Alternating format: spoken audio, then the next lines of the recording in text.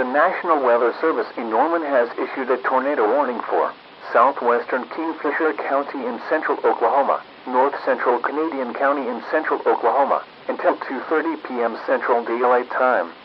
At 2:12 p.m. Central Daylight Time, a confirmed tornado was located 9 miles west of Okarche, moving southeast at 10 miles per hour. Hazard: damaging tornado. Source: public confirmed tornado. Impact: flying debris will be dangerous to those caught without shelter. Mobile homes will be damaged or destroyed. Damage to roofs, windows, and vehicles will occur. Tree damage is likely. This tornadic thunderstorm will remain over mainly rural areas of southwestern Kingfisher and north central Canadian counties. To repeat, a tornado is on the ground. Take cover now.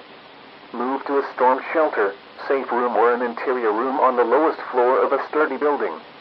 Avoid windows. If you are outdoors, in a mobile home, or in a vehicle, move to the closest substantial shelter and protect yourself from flying debris.